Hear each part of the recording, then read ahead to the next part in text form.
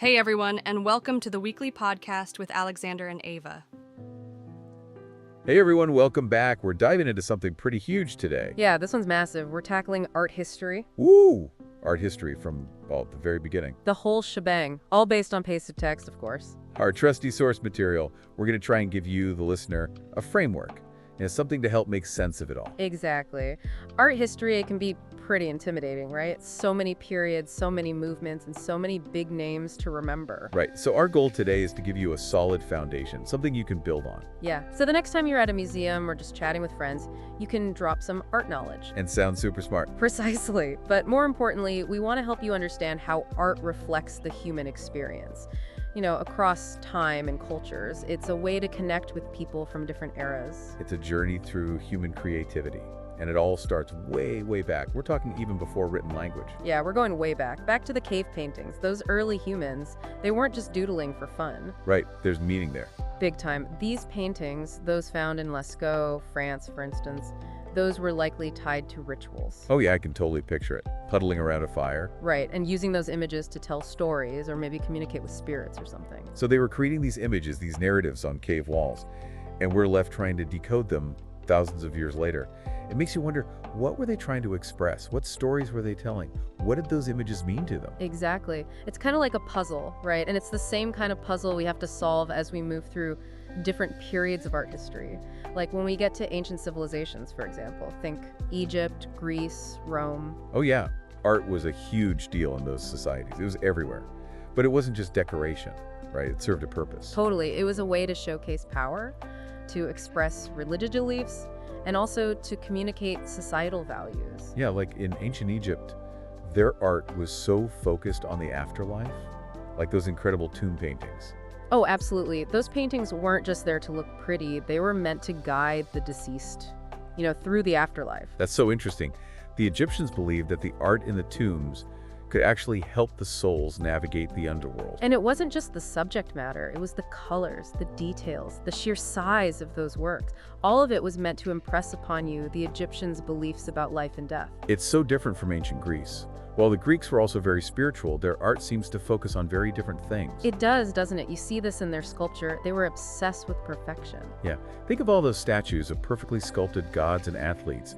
It's like they were striving for some ideal form. They were, and for the Greeks, beauty, that perfect form, it wasn't just about aesthetics, it reflected their ideals, their philosophy, like the statue of Doryphoros, for example. Yeah, I know that one. The pose, the proportions, everything is so balanced. It's incredible. It's a masterpiece of classical sculpture, and it embodies this Greek concept of arete. Yeah, it's about striving for excellence in every aspect of life. Physical, mental, moral. It's about reaching your full potential as a human being. So it's more than just a beautiful statue, it's a symbol of their philosophy. Exactly. And this idea, this focus on human potential and achievement, it kind of carries through art history. We'll see it pop up again, especially during the Renaissance. Oh yeah, the Renaissance. Now that was a period of incredible creativity. Talk about an explosion of art and ideas. It's such a stark contrast to the medieval period. It really is. The Middle Ages, after the Roman Empire fell, Christianity became the dominant force in Europe, and art became, well, mostly religious. Yeah, you see a lot of biblical scenes, depictions of saints. Everything is very focused on the church. Right, like illuminated manuscripts, those beautiful hand-drawn books. Oh, I love those intricate illustrations, the calligraphy, the gold leaf. It's amazing. Yeah, they were not only works of art, but they were also, tools for spreading religious teachings and inspiring people. Right, they were like the visual Bibles of their time. Exactly. And, we also have to talk about the Byzantine Empire. They had a huge influence on medieval art. Oh yeah, those incredible mosaics, the gold, the stylized figures, everything is so otherworldly. Right. The Byzantine style was all about evoking the divine, transporting you to a spiritual realm. It's like stepping into another world when you see those mosaics. Totally. And then, boom, we hit the Renaissance, a period of rediscovering classical learning, a focus on humanism. And of course, the rock stars of the art world. Da Vinci, Michelangelo, Raphael. What do you think made them so brilliant?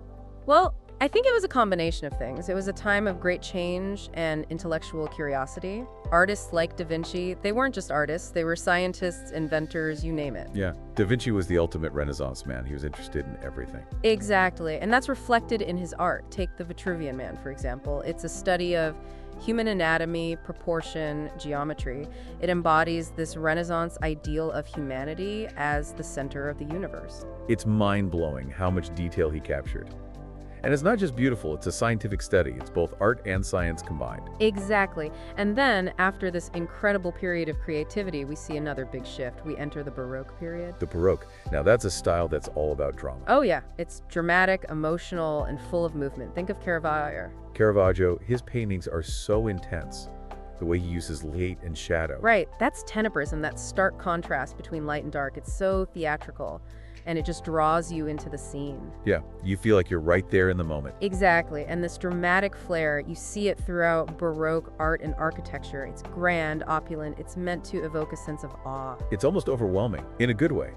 And it's so interesting how these changes in artistic style often coincide with major changes happening in the world, social, technological advancements. Absolutely, and that's definitely true as we move into the 19th and 20th centuries. The rise of modern art. Modern art, now things start to get really interesting.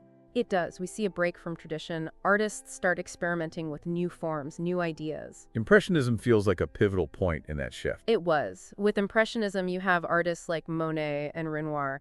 They're capturing fleeting moments, the way light plays on water, the shimmer of color. It's all about capturing a feeling, an impression. Exactly, and it was a big departure from the realism that dominated art for centuries. And then things get even more abstract with movements like Cubism and abstract expressionism. Right, Cubism with Picasso and Braque, they're shattering traditional perspective. Instead of a single viewpoint, you get multiple viewpoints. It's like seeing the world from all angles at once. It's almost like a puzzle trying to piece together the image. It is, and then you have abstract expressionism, Pollock, de Kooning. They're all about emotion and gesture. It's not about representing the external world, it's about the act of creation itself. It's about expressing those inner feelings, those raw emotions. And that emphasis on personal expression, it continues to this day in contemporary art. Contemporary art, now that's a broad term.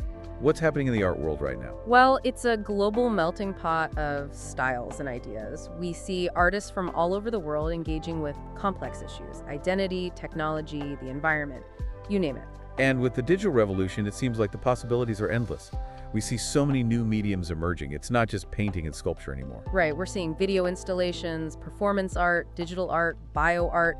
It's an exciting time to be an art enthusiast. It really is. So as we wrap up this whirlwind tour, what are some key takeaways you want to leave our listeners with? I think the biggest one is this. Art history isn't a straight line. It's messy, it's complex, it's interconnected. Each period, it builds on what came before it, it reacts to it, it reinterprets it. It's a conversation that's been going on for centuries. And, by understanding the context, the history behind each period, you can unlock a deeper appreciation for the art itself. It's like having a secret decoder ring. It helps you understand the language of art.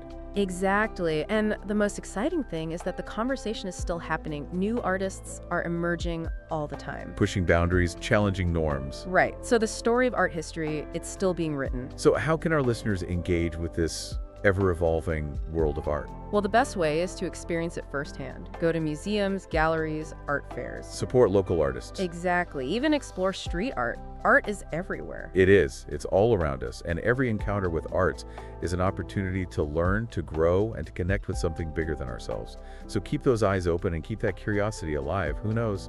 It might just discover the next masterpiece. Or even be inspired to create your own.